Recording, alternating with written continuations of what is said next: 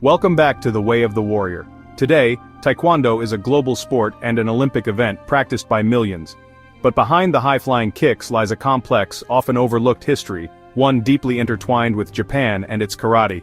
Many see Taekwondo as purely Korean, descended from ancient arts like Taekkyeon, but the truth is more intricate. This is a story of occupation, adaptation, and reinvention. When we watch a Taekwondo sidekick, we see Korean pride. But look closer, the hand techniques, stances, and forms reveal the ghost of another art.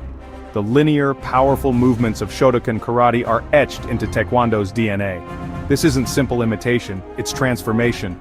Korean martial artists trained under Japanese masters, absorbed and reshaped karate, forging it into a symbol of national revival. In this documentary we'll trace this lineage from Japanese occupation, to the key figures who learned karate, to the technical similarities between early Taekwondo and Shotokan, and finally, to the blend of Korean kicking traditions that created the art we know today. This is the untold story of how karate, the empty hand of Japan, helped shape Taekwondo, the way of the foot and fist of Korea. Understanding this connection doesn't diminish Taekwondo's Korean heritage, it enriches it. Martial arts cross borders, shaped by conflict, and the people who practice them. The journey from karate to Taekwondo is a powerful example of cultural transformation. It's about reclaiming identity after decades of foreign rule. The tools of the occupier became the sword of national revival. We'll explore the historical context, meet the key figures, and examine the technical evolution. This is the story of how two nations' martial traditions collided and created something new. Let's begin. To understand Taekwondo's birth, we must revisit a dark chapter: Japan's annexation of Korea in 1910. For 35 years, Japanese rule sought to erase Korean culture, banning the language, forcing Japanese names, and crucially, outlawing traditional martial arts. Arts like Taekkyeon and Subak were driven underground, seen as symbols of resistance. Dojangs closed, masters silenced, and the vibrant movements of Taekkyeon faded from public view.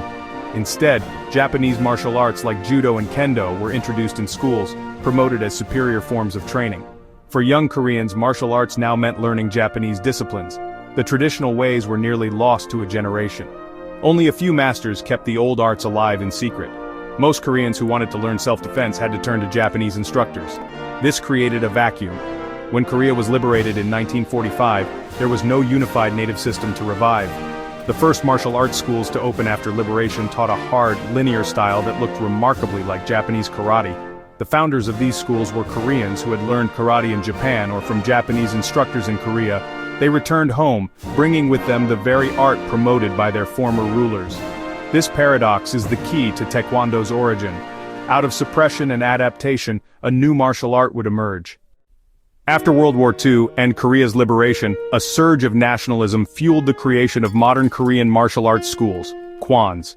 The founders of these kwans were almost all black belts in Japanese karate, especially Shotokan. Lee Won-kook, founder of Chungdo Kwan, studied under Gichin Funakoshi in Japan, and taught what was essentially Shotokan Karate, calling it Tang Soo Do.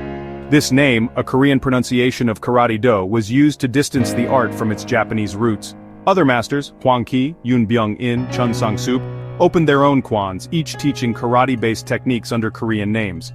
The curriculum, same stances, blocks, punches, and kata hyung as their Japanese teachers. Training was often harder and more militaristic, reflecting post-war Korea's realities. Over time, these masters began to innovate, incorporating more dynamic kicks inspired by remnants of Taekkyeon. The kwans became crucibles where a Japanese art began its transformation into something uniquely Korean. The journey from karate to Taekwondo had begun. The foundation was set for a new martial identity.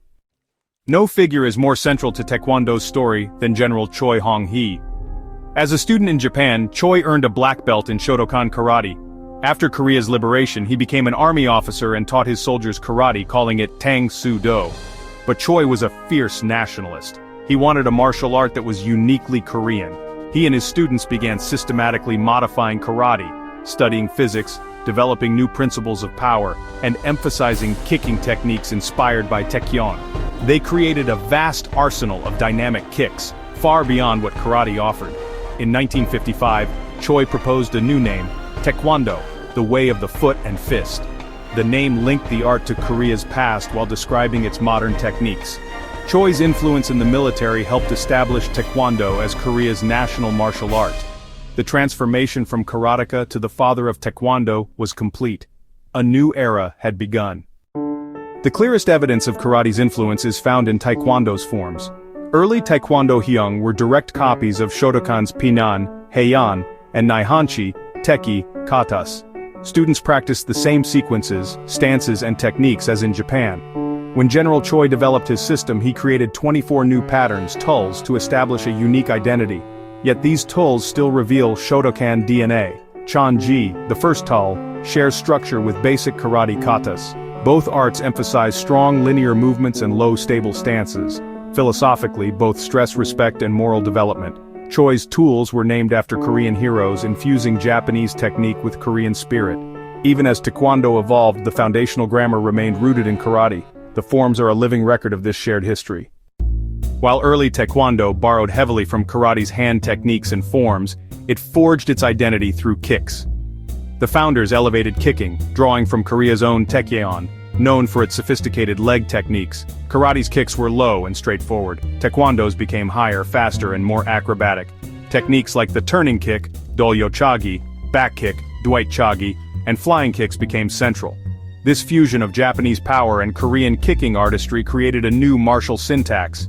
The emphasis on kicking changed the art's rhythm, range, and training methods. Kicks became the symbol of Taekwondo's Korean identity, visually spectacular and athletically demanding. When people saw Taekwondo's flying kicks, they saw something uniquely Korean. This kicking arsenal propelled Taekwondo's global expansion. The Korean foot kicked the art into its own future. Taekwondo's kicks became its signature. A new martial language was born. After the Korean War, Taekwondo evolved from a military system to a symbol of national pride.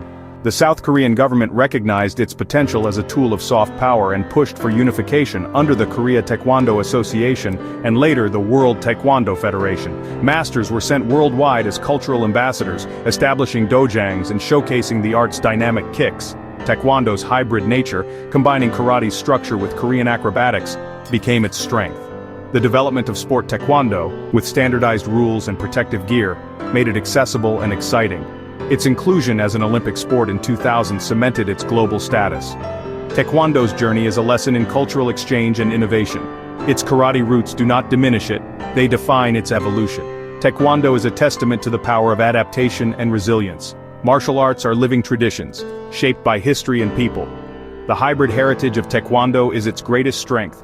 It stands as a monument to Korean resilience and creativity. The way of the foot and fist continues to inspire the world.